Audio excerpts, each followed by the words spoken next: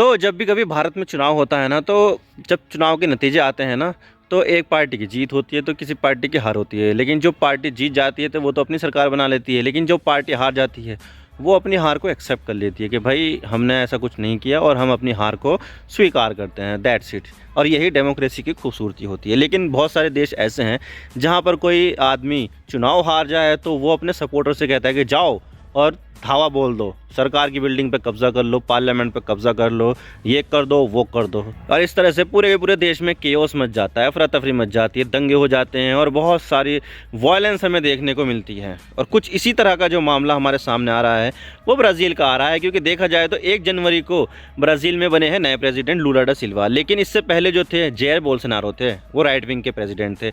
लेकिन चुनाव हारने के बाद जेयर बोल्सोनारो ने ये कहा है कि भाई चुनाव में धांधली हुई है, फ्रॉड हुआ है और जो बड़े लोग हैं और जो सेना है उन्हें हटाना चाहती है।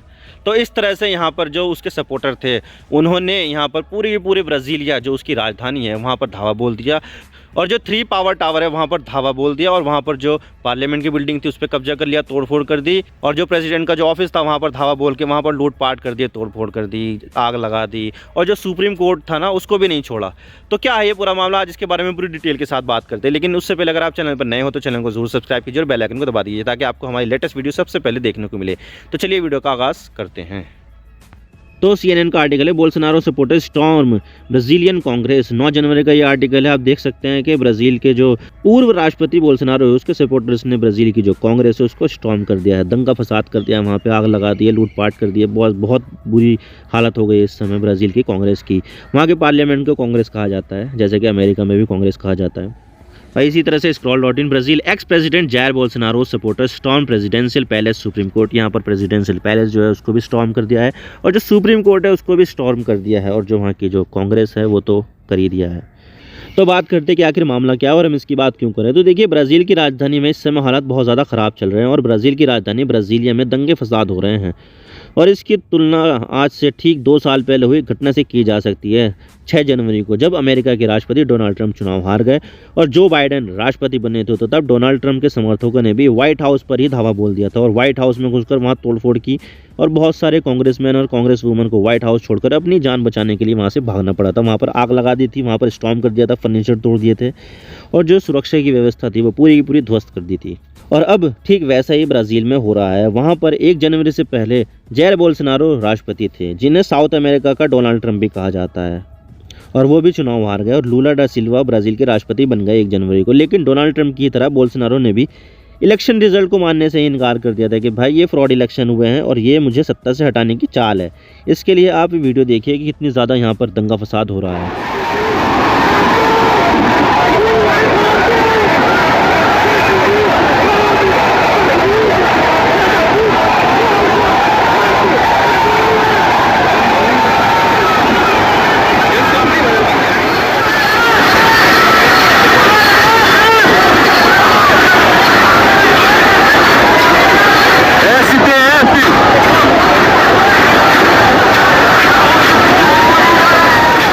और यहाँ पर जो प्रोटेस्टर है उन्होंने देश के सुप्रीम कोर्ट पर हमला बोला है, ब्राज़ील की कांग्रेस यानी कि पार्लियामेंट पर हमला बोला है और प्रेसिडेंट का जो ऑफिस है उस पर हमला बोला है। वहाँ पर छतों पर लोग चढ़ गए थे, खिड़कियाँ तोड़ी, फर्नीचर तोड़े और अंदर का सामान लूट लिया। और इतना ही नहीं, यहाँ पर दंगे कर रहे दंगाइयों ने तो दंगा करते हुए अपनी वीडियो भी बनाई और उन्हें ऑनलाइन भी पोस्ट कर दिया कि देखिए मैंने ये किया है और मैंने ये किया है, मैंने ये तोड़ा है, मैंने वो किया है, और यहाँ पर लूटपाट कर दी। और इतना ही नहीं, दंगाइयों ने वहाँ पर आग लगा दी और पुलिस से लड़ रहे थे ये, और उन्होंने अपने आप को नेशनलिस्ट दिखाने के लिए अपने ऊपर ब्राज़ील का झंडा भी लपेट रखा था। और अक्सर दंगाई भी अपने आप को नेशनलिस्ट दिखाने की कोशिश करते रहते हैं।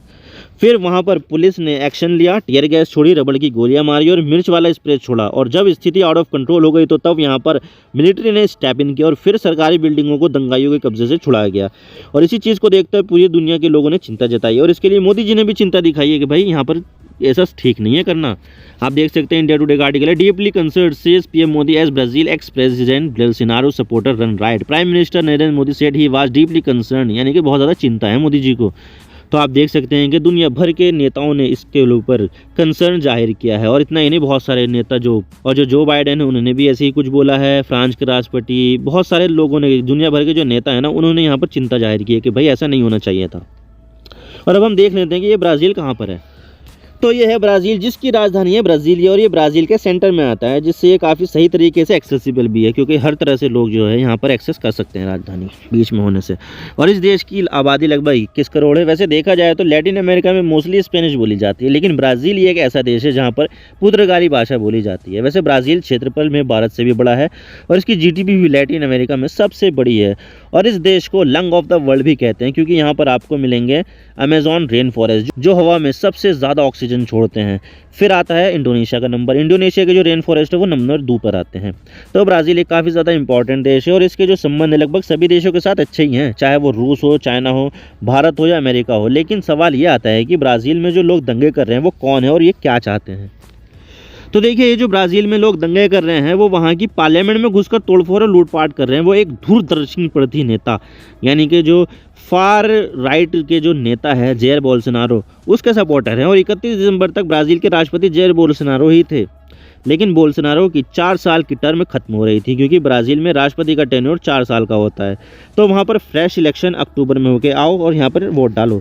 वहाँ पर जोरदार तरीके से इलेक्शन कैंपेन भी चल रहा था कि हमें वोट दो, हम ये कर देंगे, हम वो कर देंगे। तो इस चुनाव को बोल्सोनारो के विरोधी लुइस इनेशियो लुला डा सिल्वा ने जीत लिया।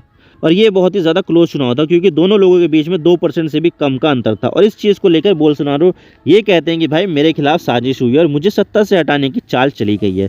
तो इस तरह के आरोप बोल्सोनारो ने लगाए थे, लेकिन वे चुप हो गए। और जैसे जैसे लुला डा सिल्वा का शपथ ग्रहण नज़दीक आ रहा था तो वे अंडरग्राउंड हो गए, वहाँ से भाग गए।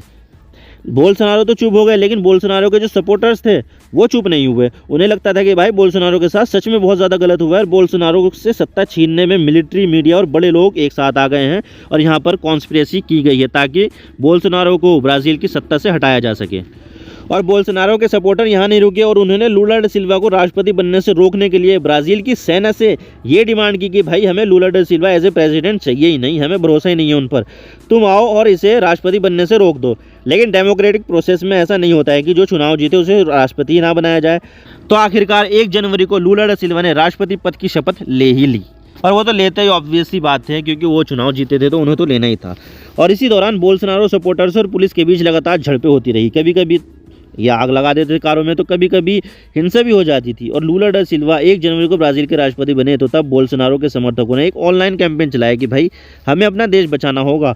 और उसके लिए सभी से ये अपील की कि भाई सभी लोग ब्राज़ीलिया में जो राजधानी है उसकी, वहाँ पर आ जाओ 8 जनवरी को और यहाँ पर तगड़ा प्रोटेस्ट करो। तो क्या था, सबके सब हज़ारों की संख्या में लोग यहाँ पर आ गए 8 जनवरी को और वो ब्राज़ीलिया में 3 पावर स्क्वायर पर आ गए, जहाँ पर ब्राज़ील का सुप्रीम कोर्ट, ब्राज़ील की पार्लियामेंट और ब्राज़ील के राष्ट्रपति का ऑफिस है। और ये जगह ब्राज़ील का सबसे वीआईपी एरिया है। वहाँ पर बोल्सोनारो के समर्थकों ने उत्पात मचा दिया और जो कुछ भी हुआ वो आपके सामने है ही।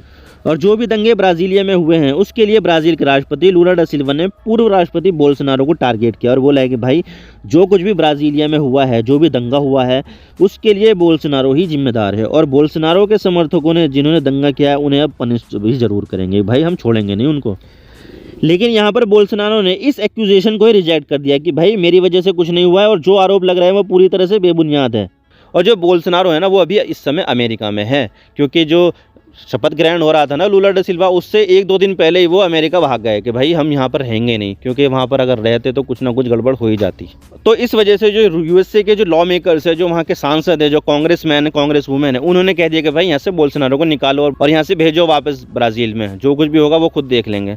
तो यहाँ पर जो यूएसए है उसके जो लॉ मेकर है वो भी आप बात बोल रहे हैं कि भाई इसको तो यहाँ से निकाल ही दो, यहाँ से हमें ज़रूरत नहीं है ऐसे लोगों की। और अब ब्राज़ील की सरकार ने उन लोगों की धरपकड़ शुरू कर दी है जिन्होंने ब्राज़ीलिया में दंगा किया था और वायलेंस किया था। लगभग 300 लोगों को तो अभी तक अरेस्ट कर लिया गया है। वैसे देखा जाए तो जो देश डेमोक्रेटिक होते हैं तो उन देशों की खूबसूरती भी उनकी अपनी डेमोक्रेसी में होती है। और अगर मैं भारत की बात करूँ तो भारत में जब इलेक्शन होता है और उसके रिजल्ट आते हैं तो जो पार्टी चुनाव हार जाती है तो वो उसको एक्सेप्ट कर लेती है कि भाई यहाँ पर हमारी गलती है, हम मंथन करेंगे, ये करेंगे, वो करेंगे।